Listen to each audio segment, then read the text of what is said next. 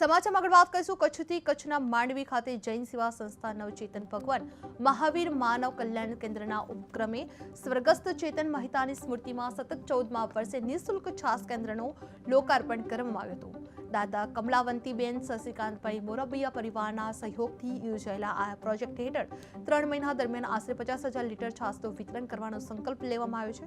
આ કાર્યક્રમમાં સંસ્થાના આગેવાનો તથા સમાજના અગ્રણી વ્યક્તિઓ ખાસ ઉપસ્થિત રહ્યા હતા, જે આ કાળઝાળ ગરમીમાં જરૂરિયાતમંદ પરિવારોને રાહત મળે તે હેતુથી દરરોજ સેકન્ડો લોકોને નિઃશુલ્ક છાસ વિતરણ કરવામાં આવે છે। જે માંડવીમાં નિઃશુલ્ક છાસ કેન્દ્ર શરૂ કરવામાં આવ્યું છે, જે નવચેતન સંસ્થાનો સેવા કાર્યક્રમ ઉપક્રમ કરવામાં આવ્યો છે, જેમાં સતત 14મા વર્ષે આયોજન કરવામાં આવ્યું છે, જે 50,000 લીટર છાસનું વિતરણ કરવામાં આવ્યું છે, જે ગરમીમાં જરૂરિયાતમંદોને મોટી રાહત મળી રહેશે।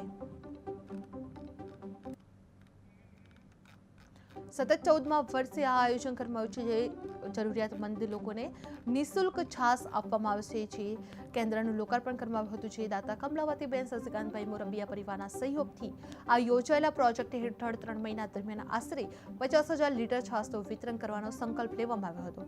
આ કાર્યક્રમમાં સંસ્થાના આગેવાનો તથા સમાજના અગ્રણી વ્યક્તિઓ ખાસ ઉપસ્થિત રહેલા જોવા મળ્યા હતા। કાળઝાળ ગરમીમાં જરૂરિયાતમંદ પરિવારોને રાહત મળે તે હેતુથી દરરોજ સેકન્ડો લોકોને નિઃશુલ્ક છાસ વિતરણ કરવામાં આવશે।